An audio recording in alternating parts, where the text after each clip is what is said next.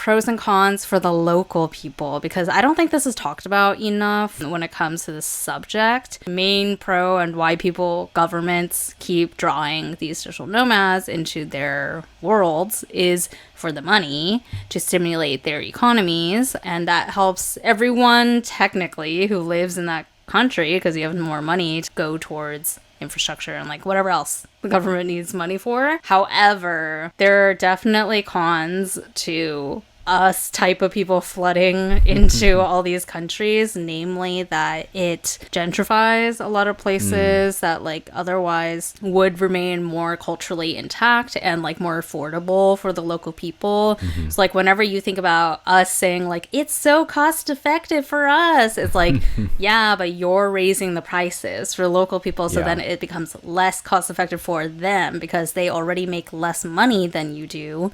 I don't think the average Spaniard or like the average Korean or whatever is saying like food is so cheap. Like they're just like this is what food costs. But then like suddenly if like remote workers like flood it and it's like doubles the cost, and it's like wait, I can't afford this anymore. So I think that's the main one, is like people are getting priced out, especially like housing and like commercial property and all that stuff. It's like not too great. Yeah, I think it's also good of you to point out before that many of those people don't pay taxes on their income in the country. So I think there's also, if not the reality, the perception that there are people here enjoying the goods and services paid for by the local taxpayers but not contributing to that.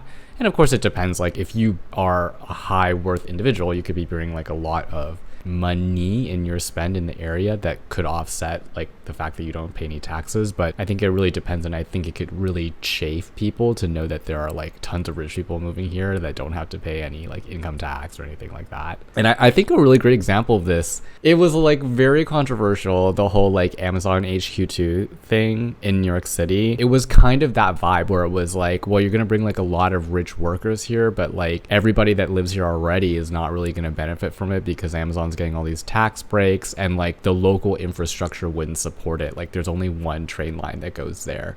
So there are just all of these like considerations about like bringing a huge workforce with high income to a small area that's like not prepared to support it. I just think that it's a planning thing, kind of. It almost feels really sometimes short-sighted with some of the places where it's like, okay, cool, like short-term economic investment, great. But what are we going to do with all these people in 5 years, 10 years, 15 years? Like there's not really a thought about like what happens after that, which then really sucks for the people who are like, we want to live here in 15 years.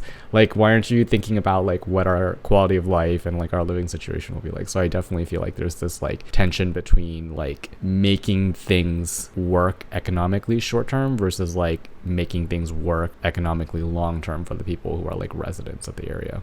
I definitely agree that it's largely a like government planning issue, as you pointed out, because I read a couple articles about Mexico City, because that's a very popular remote work destination, especially amongst Americans, which is like comical because it's like a reverse border situation. And Californians are like particularly the worst when it comes to like making up a huge swath of this population. I personally know several people that have spent like extended time. So many gay people go down to Mexico, Puerto Vallarta, Ciudad de Mexico, like all those places. Yeah. Mexico City in particular, I think because it's the capital, is attracting like a lot more folks that are trying to stay like longer than like a vacation stance, you know, trying to do remote work there. And it was interesting because kind of the opinions of like a lot of the local folks are like, they're angry because they're literally getting priced out. One guy said he was living in an apartment, and because the government spent money to remodel or like redo, spruce up the local park or whatever near the apartment complex, it meant that it was going to become a quote unquote better area. So then the landlord evicted everybody so that they could turn their building into like a hotel or like tourist friendly thing, knowing that it was like the neighborhood was changing into this like more gentrified higher end place. And so he was like, yeah,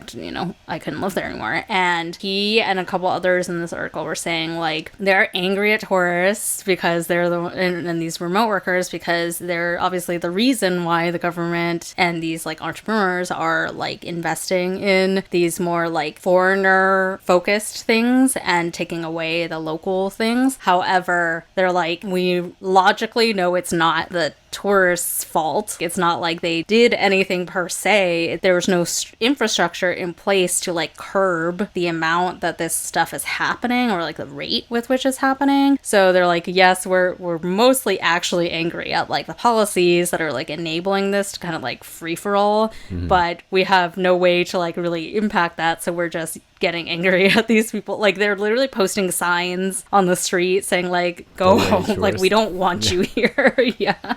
Well, it's funny because there are cities that have been doing that. I remember it was like before the pandemic. The mayor of Barcelona was like, tourists, don't come. We don't want you. They're like, there are too many people here and there's too many like Airbnbs that people can no longer like affordably live in Barcelona. Don't come. I mean, I guess it makes sense because I think if you're thinking about balancing like short term and long term, for me, I would say like you need to think about like how long this revenue stream from the tourism is going to come versus like a long term resident being there or long-term residents being there for an extended period of time and like continuously feeding into the local taxes. I feel like someone has crunched that or should have crunched that, but it very often feels like there is not.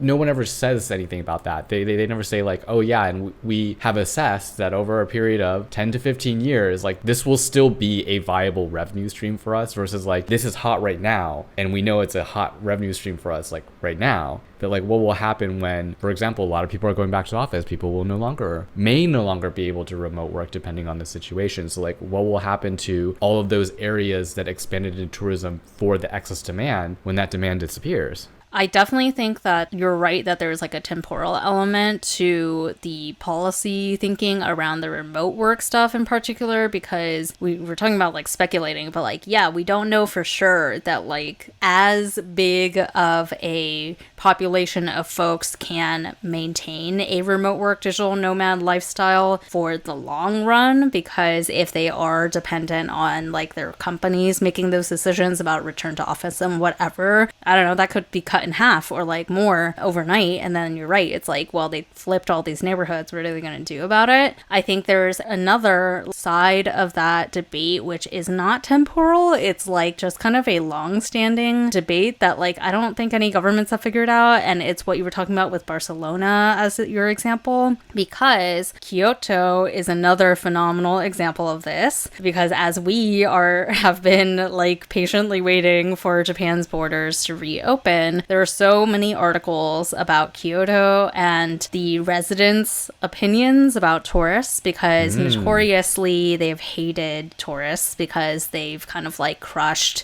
the local culture and like just flooded the streets, because Kyoto is so popular because it has maintained those like traditional elements of like the shrines and like customs and the food and stuff. And so people go there to like experience traditional Japan, but then because there's flooding there, they're like making it not zen anymore. It's like so noisy and like really, you know, it's just like it's different. And so traditionally the last like several years, the local residents of Kyoto are like, get the fuck out, like we don't want you here, right?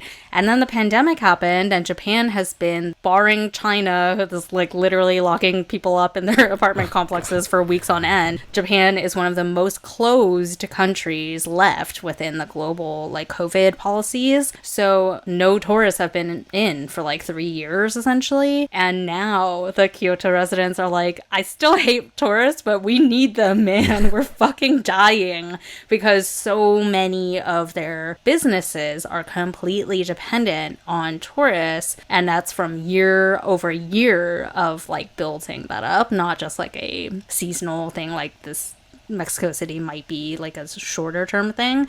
But yeah, Kyoto, Barcelona, these like very popular type international cities, no one seems to have figured that out because there's this big tension between like we need them, we hate them, haven't figured out what the balance is. And I mean, it's not like a theme park. There's no way to stop people really from coming. But I do think that as a tourist, it sucks, but certain policies that I've seen in place make sense. So like in Barcelona, I went back there, I think in summer of 21, and at Park Well, they were enforcing basically like a ticket to enter the park.